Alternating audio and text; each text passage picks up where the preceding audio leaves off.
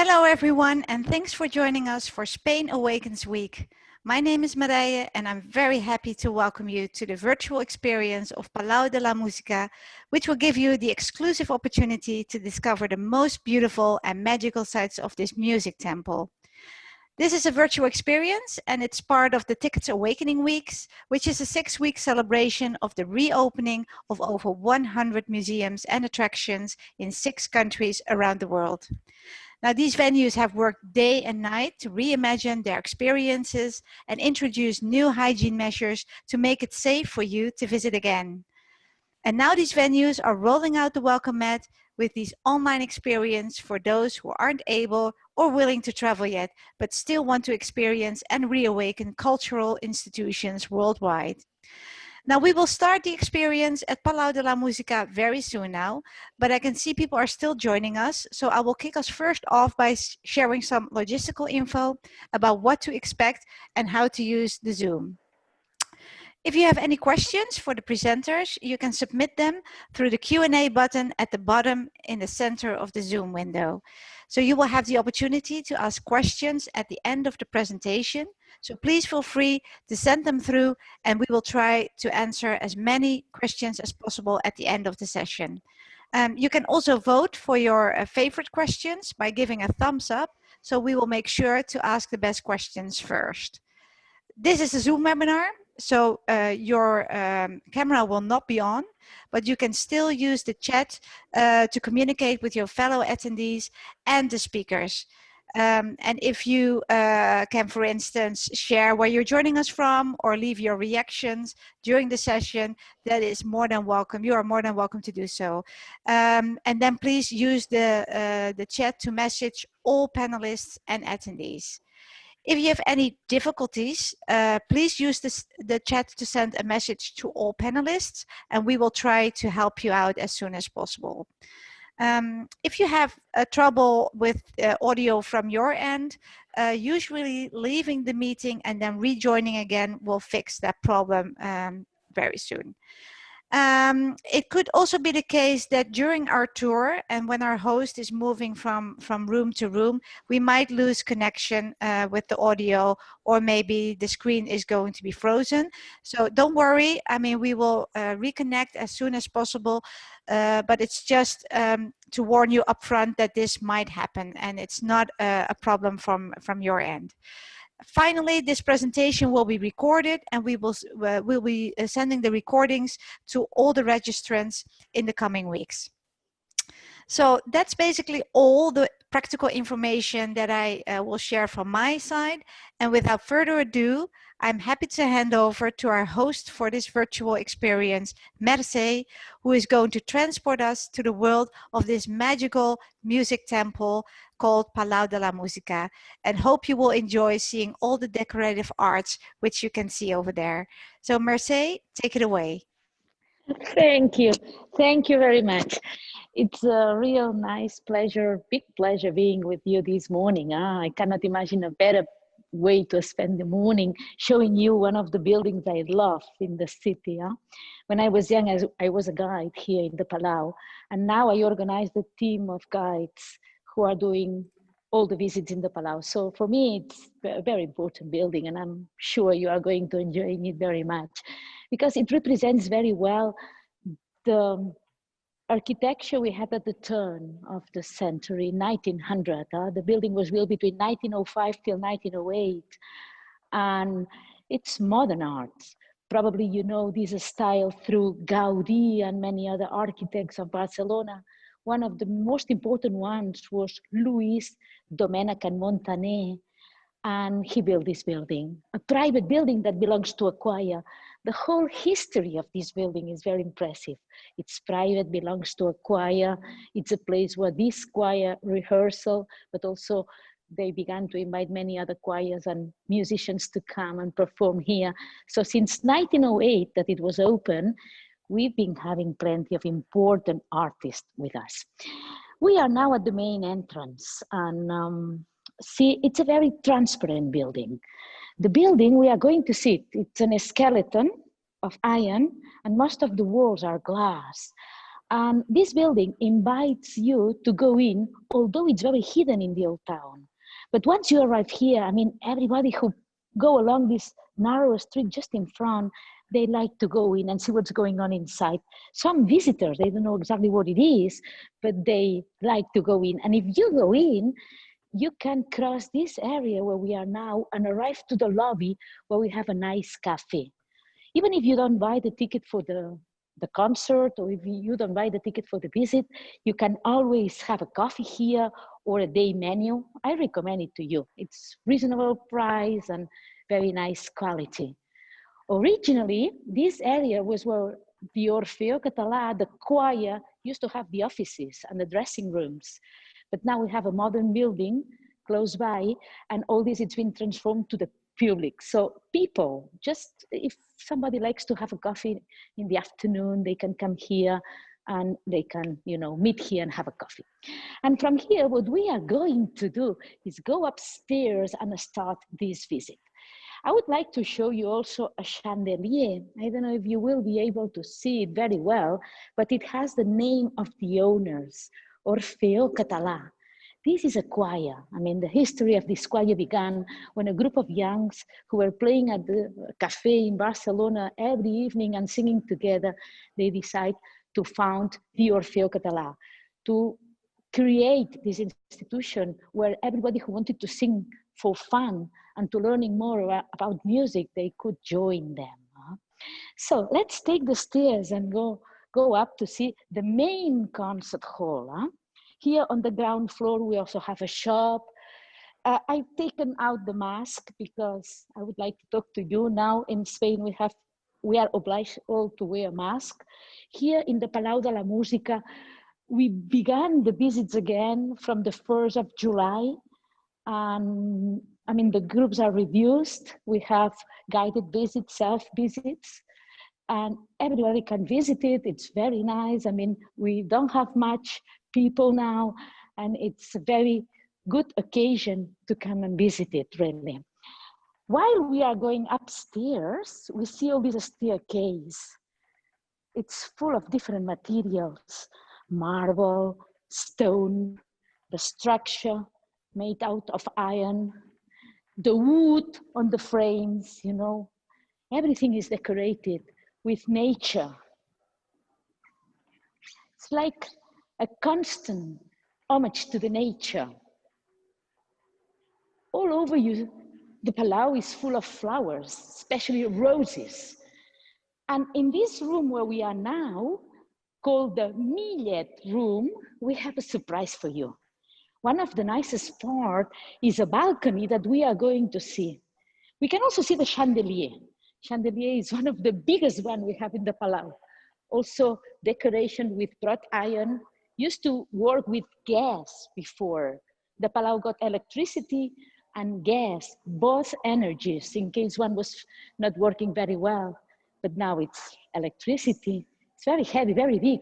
It was done not for this room, but for the Orfeo Català, for the owners who got other places where they used to rehearsal before the construction of the Palau.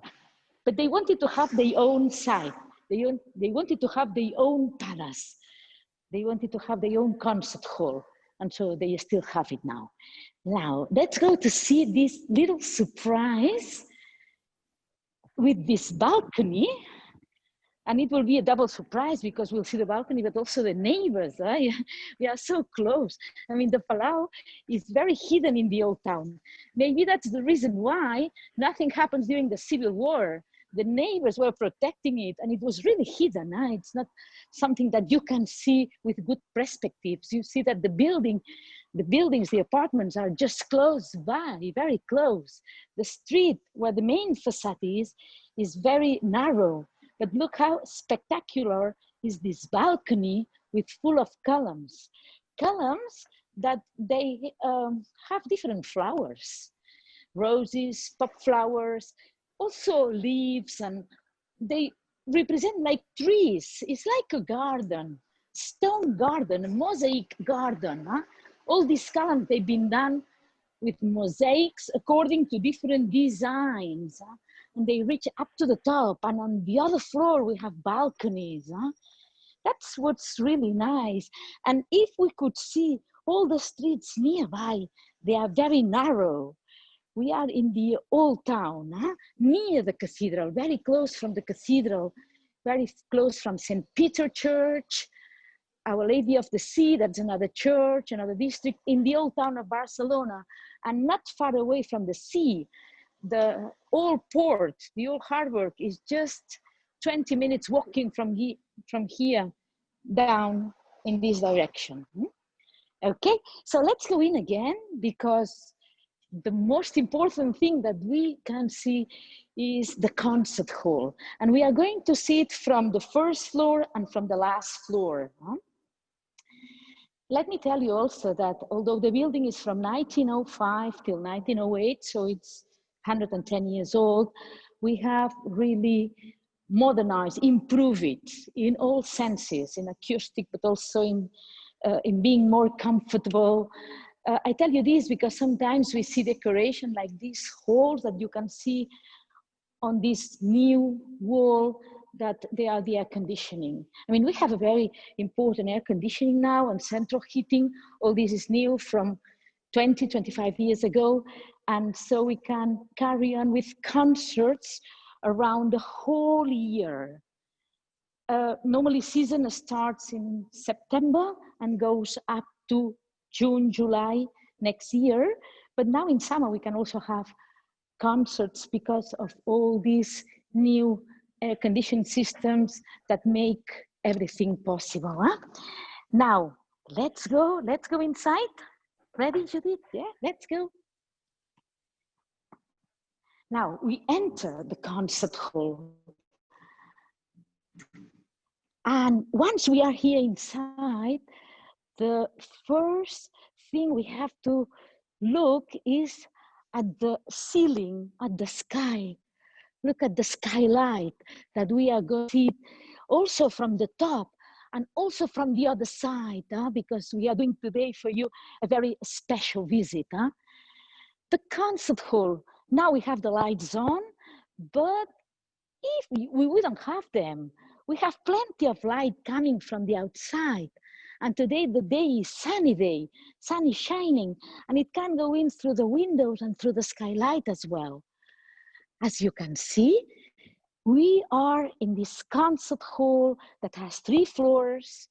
The capacity is quite large. It's more than 2,000 seats, 2,150 around. And it's divided in 3 floors. What's really very nice is that people can be very close to the group, to the artists who are on the stage, singing or performing. I mean, this connection between spectators and actors or musicians is very important here. It's very close, not distance between them. You can see the stage, you see the big sculptures. We have on your right-hand side, the one represented the universal music. We see Beethoven, and above Beethoven, we have these horses like flying. They represent the Valkyries, this opera from Richard Wagner, right? It's the universal music, music that came from abroad. And in 1908, 1910, people wanted to learn it and to reproduce it and to hear it. So they were learning it here in the Orfeo Català. Also Bach was very important. We have the bust of Bach outside, on the outside facade. Mr. Millet and all the founders, they knew that it was very important to learn music from abroad. But also another thing that was very, very important was to keep the tradition, the songs, the popular songs from here. And that's why on the other side of the stage, we have this big sculpture representing the local music that was represented by a musician, a composer called Clavé from here, and the one who began with all this movement of choirs. He used to found choirs in factories, in cafes. He wanted to make people sing. He wanted to arrive to the people, to the workers through the music and give them more culture. And you know, something that we are doing now in the visit is that people, customers, visitors who are coming here, they can go to the stage and they can admire all these sculptures that we can see on the wall of the stage. Huh? If you accompany us, we'll go and do it together, right?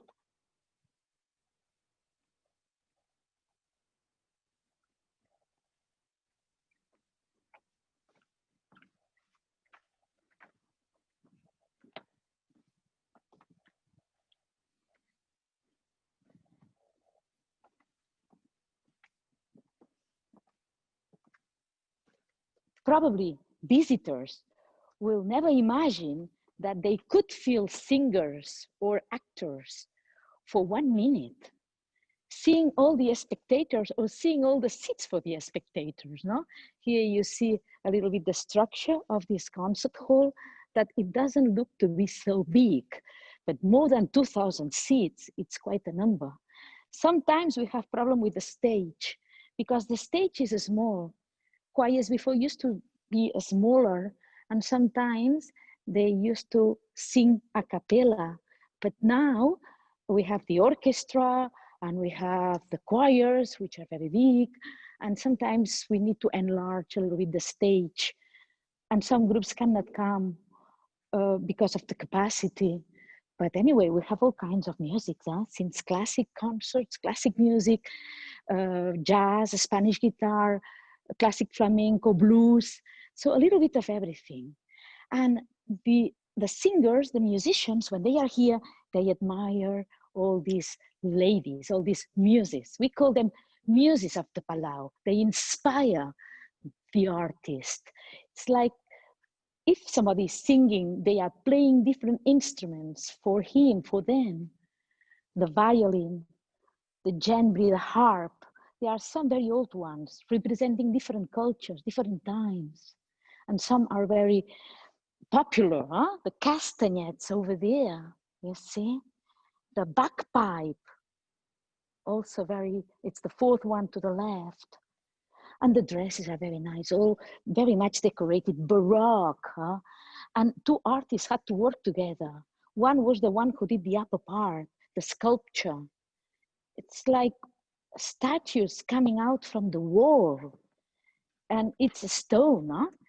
And you see, this was done by a sculptor from here. Most of the artists who take part in this construction and this decoration were from here. His name was Eusebi Arnau. But also we had another artist, a mosaicist, a one who is doing all the mosaics with the dresses and the skirts and the shoes of these ladies. It's a very nice work, really, huh? And it's the results of a work done by different artists. Huh? So here we also have the coat of arms of the Orfeo Català, the owners, the choir owning this building. And also above we have the organ. And the organ is something very special. Huh? It's been here since the very beginning. And now we still use it, although it's been repaired several times. Close to the organ, we have the balconies. See the balconies? These balconies can be used either for, let's say, people who come to assist to the concert as spectators or choirs. Sometimes if we don't have enough room here on the stage, some choirs can be placed on near the organ, on the first floor, on the balconies of the organ. And I wanted to show you something. You see the hall up there, right? You see it? There is where we are going together today at the end of this visit. Normally, that's not done. We don't do that with the normal regular visit. But today, for you, we'll go to the upper floor, to the last floor of the building. So let's go back to the main entrance now. I'd like to show you now this concert hall from the other side. We'll go to the second floor and we'll see the stage and we see the organ pipes and we see the ladies, the muses from the other side. Let's go then. Vamos. Let's go.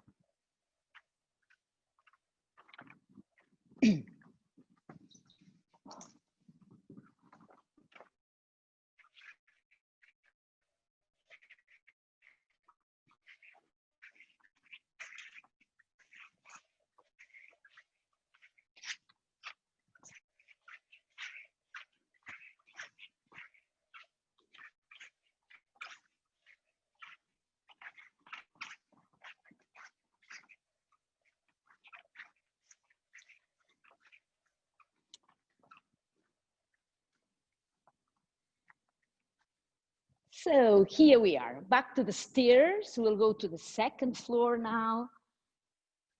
I hope you can hear me because as Mireia told you, we have several places due to the old building that Wi-Fi is not arriving very, very well. But I hope you can enjoy all the parts of the building. It's not only important what we say, but also what you see. Huh? Look at the little details like these gargoyles outside the doors. In fact, the Palau and the modern art has a lot to do with the Gothic style that developed in the Middle Ages in Europe and in many other places. It's a way to see, go back to the origins, to the roots of the cultures also. Let's go to the upper part then.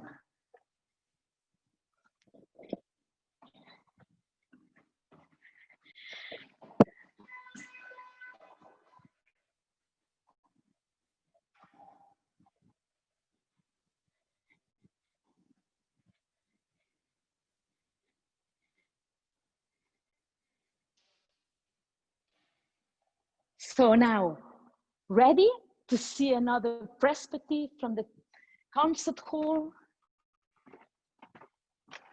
Let's go. Have a look from here.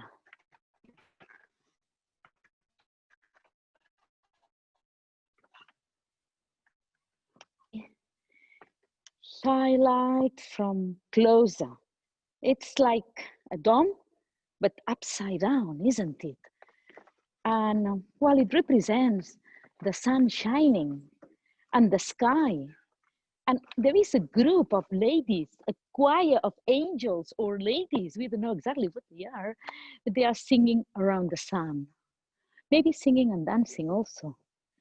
Imagine, and all the ceiling is covered by roses, sculptures of roses, white and red. Huh? And also, you can see that these columns finish like if they were leaves of a palm tree, or maybe peacock feathers, we don't know exactly. Huh? And also, look, another thing, you see all these rings around the columns? These rings are in this slope, in this position. They look like going to the sky, to the sun. Huh? If it means, or it looks like if they wanted to get to the sun and united with them. Huh? You see, and from here you see very well, the horses of the Valkyries, and you see very well all the decoration of the windows and the stained glass windows, these garlands of flowers and ribbons, and blue stained glass windows that represent also the sky, and some flags from here, from Catalonia, and the red cross that represents our protector, our saint, patron saint, who is Saint George. We call him Jordi. We share it with United Kingdom, with many places, Poland, some parts of Italy. We love to have a patron saint shared by other countries, protecting all of them. Huh? And look here, we have the Pegasus as well. Pegasus, these horses with wings, they represent, I think, they represent victory, success of the music, of the singers. Okay. So talking also about the concerts, we are having more or less around 500 concerts a year. And most of them are in the evening at 8 o'clock, 9 p.m., but some are also in the morning. For instance, on Sunday morning, we also have concerts for the families, adapt to, children, families, with this light. Can you imagine? And also we have afternoon ones. Now that the season of schools will start, we also have concerts only for children. So some schools visit us and we teach them how to understand music, how to learn different kinds of music. And we have so many activities here, not only guided tours, which we have, and self-guided tours also, but also many, many musical activities. The main theme for the Palau de la Música is concerts, it's music. Huh? Okay, so let's go up. We like to show you now the last floor. Let's say that the standard visit would be finished here. From here, we would go down the stairs again with the visitors, visiting maybe the hall down there. But now is that we are going to do a special part for you, special of the building. And this one can be done in private tours. So sometimes with private groups, we do it. And depends on the time, depends on the group, has to be with the small groups. But this is something that we don't do with the standard visits. But we would like you to see, to understand better the building, and to see that in the building we have also some hidden parts that it's nice to see them if we can.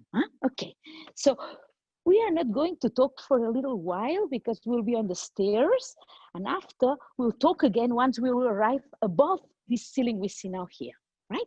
Thank you.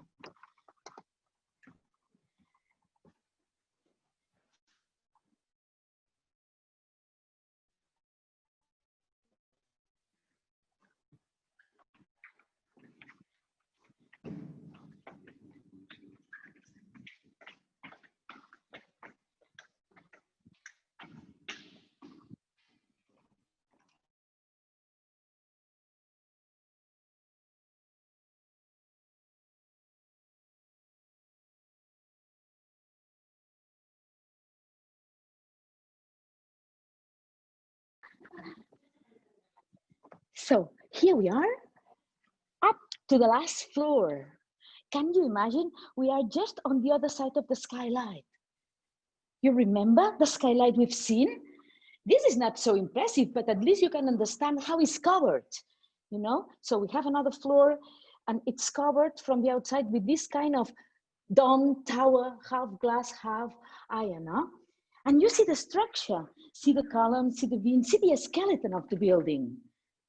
In fact, this skylight was like in a courtyard of an apartment that was here. One of the founders was living here with his family from 1910 till 1975, more or less. He got a couple of pianos, plenty of books, and they realized in 1975 that the beams and the columns on iron were damaged through the water coming from the roof, from the rain. So they had to be restored and renewed. And he moved to the second residence with his family, and they never come back. So what we have here now is the structure naked, and also some tables, some offices. That's the reason why you cannot visit this area very often, because people are working here and we cannot disturb them. Now we only have some people working here, not everyone. So that's why we could come. And you remember the hall we were seeing from the stage? Now we are going to see this balcony from the top. You remember? Originally, this area was open. You see a glass now here, right? But it was open. So when Mr. Millet and his family was living here, they could hear the rehearsals, they could hear the concerts, was living together with the music. We didn't have so many concerts at that time. Now we have nearly one every day. As I told you, 500 or more or less altogether. But it was living with the music all the time. So they decided to close it with this new renewing, because it was a place, a hall from where music was getting out, no? So now it's closed, it's covered, but you can see also the windows, the skylight above, which is original, and it can open, You see? So this area now, it's like a very open area of beams and columns, but you should imagine before, all this was closed with, you know, walls of bedrooms, dining room, kitchen, and he was living here. Also, there was a little apartment where the concierge, the person, Mr. Michael, was taking care for 50 years of the building, used to live with his family as well. You know? And the last thing I wanted to show you, which is also very special, is the terrace that we have around all these buildings. That was a private terrace for the family. And from here we can see a little bit the city. It's also very nice today with the sun shining. It's a very nice day. Yesterday it was raining, but today it's not raining anymore. Let's go and have a look over there. Yeah.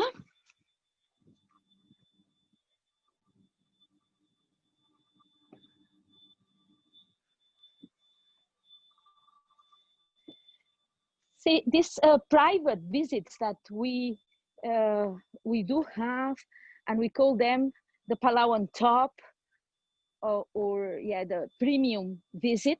These ones, we come here, and also we go around the terrace, so we see all the buildings close by with the little terraces and balconies, and the washing out, getting dry, and people having, you know, a glass of wine on the terrace. So it's really very, very nice. I mean, we lose the Wi-Fi if we go around, but you can see a little bit what's about, huh? Some terraces with little swimming pools. Even there is a hotel over there, or the bell tower of St. Peter. St. Peter is the church that named all this area, St. Peter district, where the Palau de la Música is located. Huh? You see? And also next building on the other side of the street, we see a church and a monastery. Nowadays it's really cool. Have a look. No, 6, it built time. It was built at the same time that the Palau by another architect. It's also modernism, Art Nouveau, but very simple because it's a school, religious school, Catholic school, so it shouldn't be so much decorated, right? You see? Oh, I hope you like all this area. I mean, I love to be here with groups and joining the little details, because if we could go around, we would see also mosaics, little mosaics. We also have these metal structures which are new, but according to the designs, we have to say that the Palau was never finished. There were some details that were never done. And in the 2008, for the 100 years of its construction, some of these domes and details that they were missing, they were done at that time to install some flags, for instance. These are these metal structures we see here. Okay, so if you agree with me, we can go inside and we can go to the concert again, and we can sit there and we'll answer the questions for you. Okay, let's go then.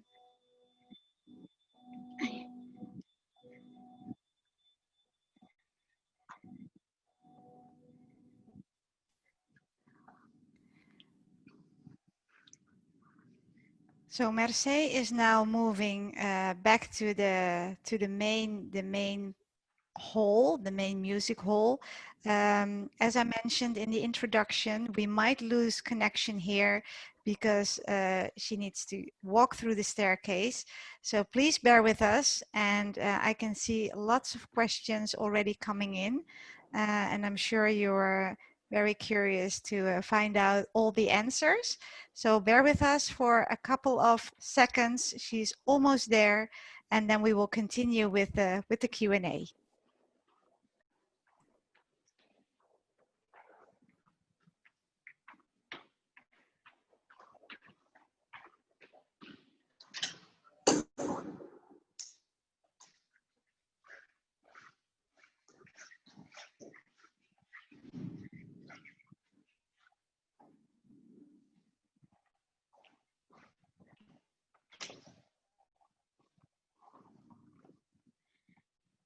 Hello, hola, hi.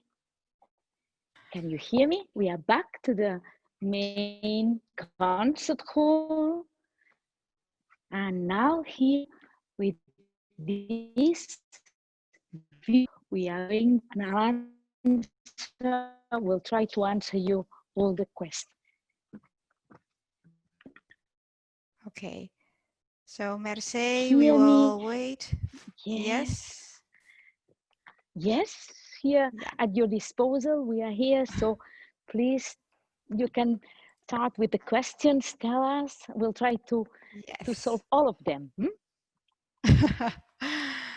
So Mercé, first of all, thank you very much for this wonderful and beautiful tour. I've seen lots of reactions from the audience, actually, like really complimenting you on the way you did this tour. So knowledgeable, talking full of passion about the building and the history of this great music palace.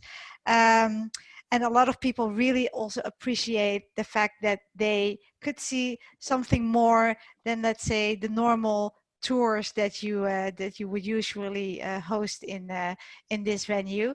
So that is very much appreciated. And like I said, we have some questions indeed for you.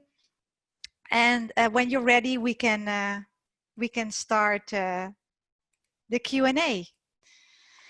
We are ready, and also we have here an expert, Dario, with music and concerts. So in case I don't know to answer your question, he can help me. So we are a team of three here. We are a team of three. I'm not alone. We are doing it together. So I am the one. I'm the one talking and giving you my voice, but they are giving me also the help and the record and everything, and the support as well. Yes. Go ahead then. Go ahead. Yeah. Okay, so the first question is, who designed the stained glasses? They are gorgeous. Yeah, you know, the artist at that time, not only the one who built this building, Domènech and Montaner, but also Gaudi and the other ones at that time, they wanted to be full artists. They wanted to do everything. So Domènech and Montaner design everything, design the sculptures, design the stained glass windows, design everything, even all this decoration made out of iron. And Gaudí, for instance, did the same thing in the Holy Family, in the Sagrada Familia church. He was copying even statues from humans, you know, he was doing statues out of human people, friends of him. And more or less the same thing was done by Domènech and Montaner. So he was giving drawings to the artist of mosaics or to the stained glass, people working with the stained glass, telling them, you should do more or less this drawing I'm telling you, I'm showing you. So maybe they had a bit of freedom, but the main design was done by the architect. All right. Question from Jaume. Can you share some names of artists that have performed here? Dario knows better than I, yeah? Yeah, but I mean, the most important ones, they've been performing here, even nowadays.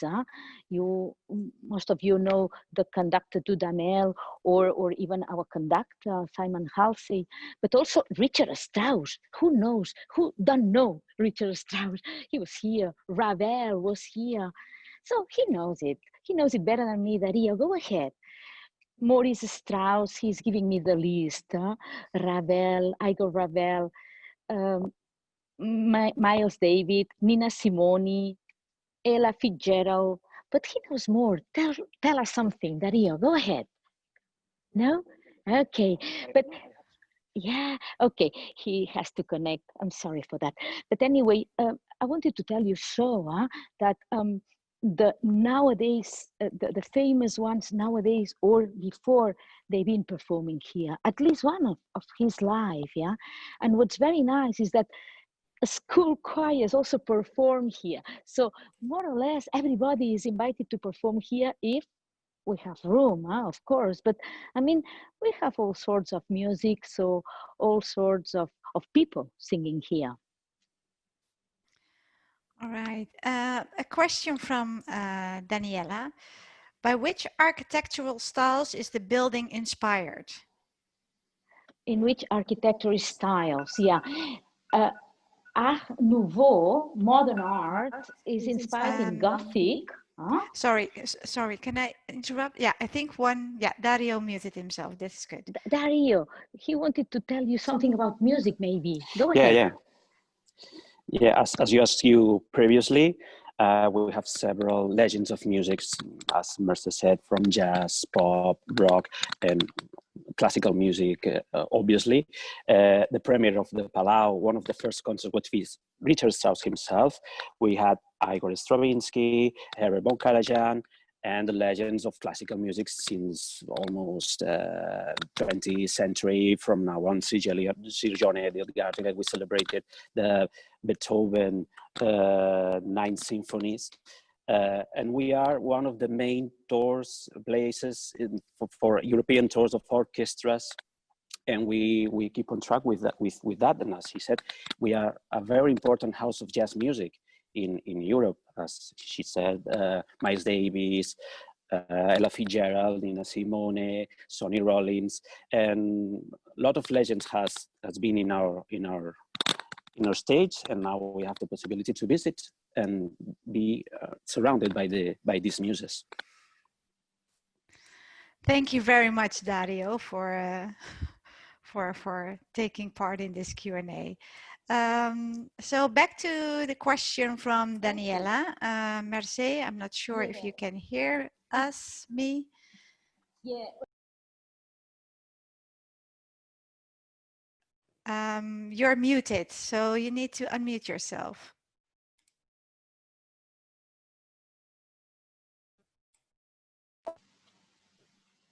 Can you hear me now? No, Judith needs to unmute. Is that okay now? Yes, and now Dario needs to unmute. I'm sorry for that, Yes, but I wanted him okay to take part on that because he's an expert on music. I am not. I'm an expert on the building itself. And concerning architecture, this modern art architecture was inspired with the medieval styles, Gothic, for instance, castles. Domènech and Montaner, the architect from this building, loved castles. He was traveling around France and Spain, visiting them. And some architects from that time also, they reproduced apartment buildings with the shape of a castle. So castle, Gothic cathedrals like Notre Dame. There was an architect from France called Violette Leduc, who wrote a dictionary about Gothic items, Gothic elements. And it was a very important book for all these architects from the Art Nouveau. Another thing that inspired them was exotic decoration, like Chinese decoration, Japanese. And another thing that inspired very, very much Domènech and Montaner and also Gaudí was the architecture from North Africa or southern part of Spain, Mozarabe, we say, this architecture that was built by the Moors at the Reconquest time during the centuries 1000, 1100, 1200, up to 1200, right? Mm-hmm. Thank you very much. A question from Jordana. How long did it take to finish constructions on the Palau? Oh yeah, that's a very important question because you will not believe me. This Palau was built only in 3 years. So from 1905 till 1903, 1905 till 1908, only in 3 years, 3 years. But what we have to say is that when the Palau was open, the Palau was not finished. There were many details. For instance, the Valkyries weren't there. They weren't being done on the workshop of the sculptor who was doing them. Pablo Gargallo was the name of the sculptor, and Didac Massana, 2 different sculptors who were working together to build these 2 groups of sculptures. There were many people, many artists engaged on this construction, but the construction itself took only 3 years. Why? Because it's a metal structure. It's a skeleton. Once the skeleton is done, it's very easy also to cover it by glass. And after, little by little, they continue recovering the columns by mosaics or the windows with stained glass windows. They used to have normal glass at the very beginning, and after they were removing them and installing the stained glass windows already done on the ateliers of these glass makers, So there were many people who were working for this building. And we have a sculpture on the outside facade, and it says 1911. So I suppose that around, by the end of 1911, 1912, the Palau was really finished, except some details that were never done. That's true. Okay. A question related to that. So the building was basically built in 3 years. The mosaics that are in there, are they they are probably much older, or how can you No, tell no, us a no, little no. bit about that? No, mosaics are from that time. Okay. Yeah, on 1980 we had restored some of them because the building is located on a place in Barcelona. You know, we are very close to the sea. We saw that, or we said that before. So the ground, the foundations of the building is sand. It's not really stone, or and the building moves a little bit. Every year moves a little bit. So we have to repair sometimes some pieces that breaks. But the mosaics, most of them, 90% of them, are originals and are from that time. They've been done according to methods that already the Romans used and the Greeks used 2000 years ago. But they are original from that time, being restored and taken a good care and clean and so on the last years. Thank you very much. Another person would like to know, when creating the sculptures, was there a religious inspiration when they started creating them? Because it reminds them of the altar of a church. You're right. I mean, you're exactly right. Um, I think, and that's just a personal opinion, but that's like a basilica, and the stage is like the altar. You are right. I mean, and the first members of the Orfeo Català were really very Catholic.